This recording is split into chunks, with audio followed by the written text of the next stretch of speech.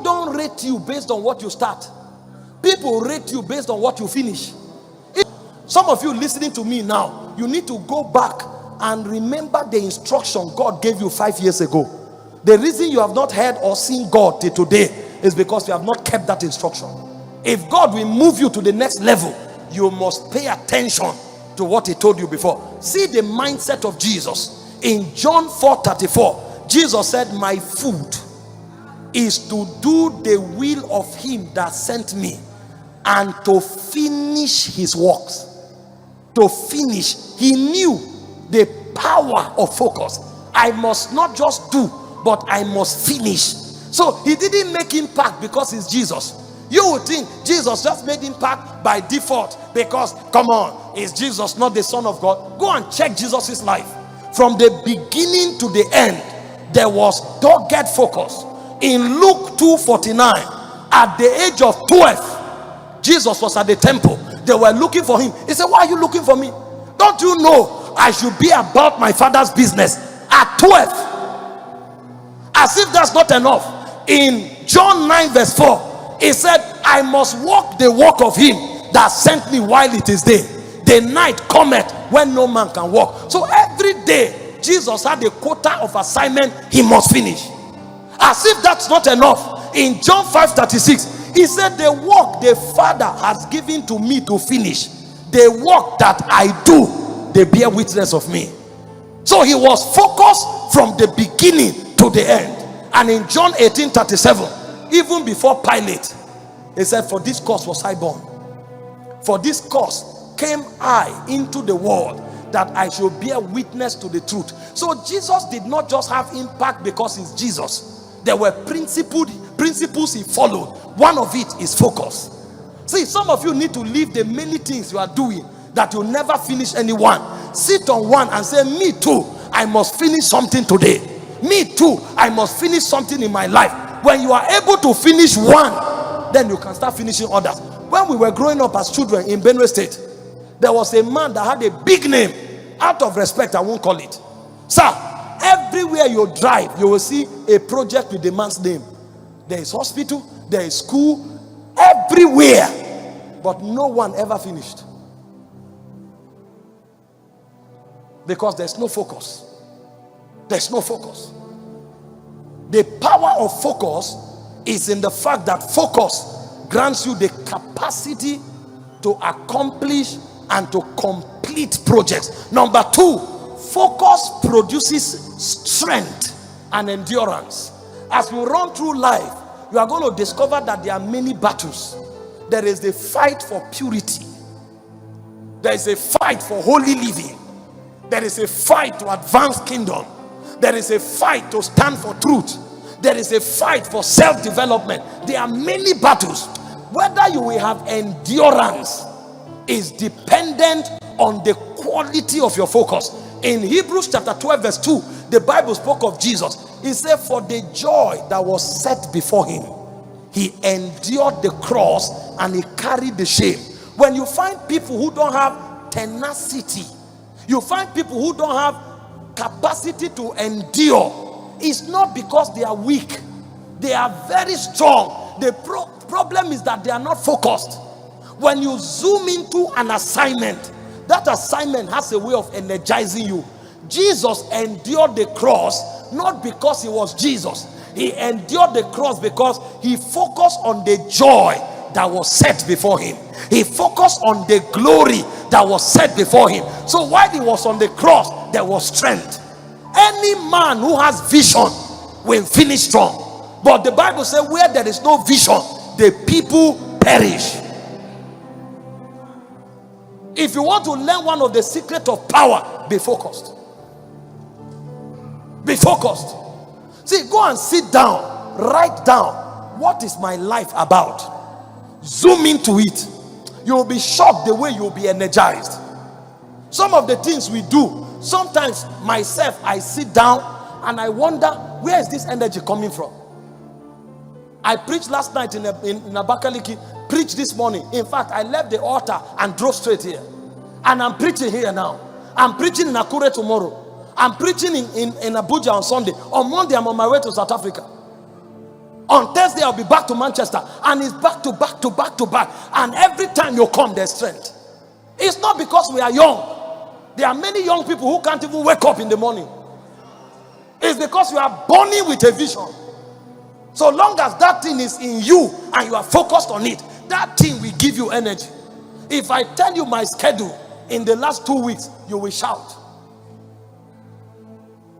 I was in Casablanca in Morocco. I was in Paris in France. I was in Berlin in Germany. I was in London 3 times. And I just came from Australia. Preaching back to back to back. Some of the journeys is 14 hours non-stop in the air. And you come down, you are like a rock. Because the things my friends do, I don't do it. I don't have time to watch football, sir. It's not a sin. But where I'm going does not permit it. I don't have energy for girlfriend. Because where I'm going, it does not permit it. I don't have energy to play games. Where I'm going does not permit it. I don't have, as you see me now, you can't catch me on a call talking for 30 minutes. No, there's no time. If I have to pick a call, it must be saved in my phone. If your number is not saved on my phone, the only thing that can pass through is a message. If you call my phone and your number is not saved, it will show busy by itself. If I don't have your number, send me a message. If I pick it and I see that our destiny resonates and we are going in the same direction, I will call you back. And then if that is the case, I will save the number. And there's nobody under heaven that I will be on a call with for 30 minutes unless you are a spiritual authority. If you call me after one to 10 seconds of greeting, we are fine. All of us. And the ministry is doing well. Don't ask me about my father, my wife, my first son, my second son. How is the ministry? How are the branches? All of us are doing very well. Thank you for asking. I'm grateful. Now, the question is, what is happening? Those who know me will tell you. If I pick and say, yeah, what's happening? If nothing is happening, then hope you are fine. We give God praise. Okay, by the mercies of God, we will connect. There's no time, sir. There's no time. There's no time. Some people will carry their phone. They are looking for who to call. Hey, Martha, how are you? That food, are you still cooking that soup you used to cook? That's the man who wants to change the world. He will call another one, Nathaniel. Now, what for you? Are you still in this world? If it's no more in this world, you will know. That you don't know means he's still in this world. So leave him and do what will develop your life. I'm not saying don't have time for friends. No, that's not what I'm saying. What I'm saying is that don't tolerate too much nonsense. It's wasting your energy. Number 3, focus brings clarity. Clarity. You know why after a while the vision becomes obscured and blurry? It's because you are not focused on it. When you become focused, it becomes clear. It says, write the vision, make it plain upon tables that it might run that reads it. So you can run when you focus on it. In Matthew 6:22, Jesus said, if your eye is single, it says your whole body will be full of light. So it becomes clearer as you focus. If you don't focus, it will become blurry.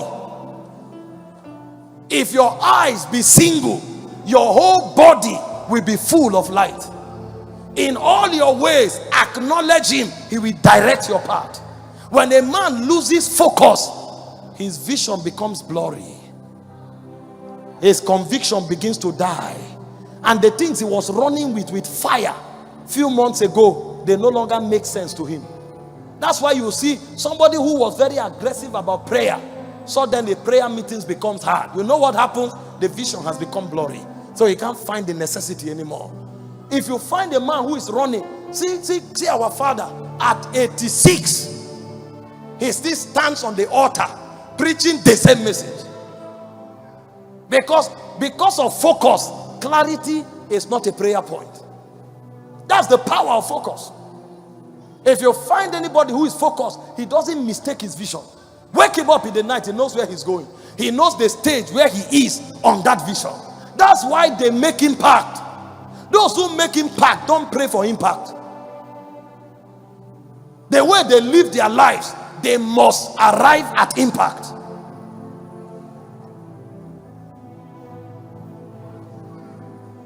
There are many Christians today who believe you must have a very special encounter. An angel must appear to you. God should talk from heaven. My son Peter, I've given you the nations. There are few people God operates with like that. You don't need that to change your destiny. I tell people, encounter is when God comes to you. But in case God does not come, there's another technology of meeting God. It's called prayer. Prayer is when you go to God. So you don't need an encounter where an angel appeared to you to fulfill destiny. We were listening to Doug Howard Mills recently, and he said no angel appeared to him. He just read his Bible and he heard, do the work of an evangelist. And he started. At the time we were talking, he had done massive crusades in 54 nations. There was too much focus for him not to be impactful. There are many people that angels have appeared to who are failures because they don't have focus. This is one of the critical components that is missing in the body of Christ. Number 4, focus ultimately procures multiplication and fruitfulness. When a man is focused, he must be fruitful. But when a man is not focused, even the one he has, he loses it. I quoted 1 Kings already, chapter 20, verse 39 to 40. I was busy here and there. What I was given, I lost it. But the guy who is focused, what he has, he multiplies.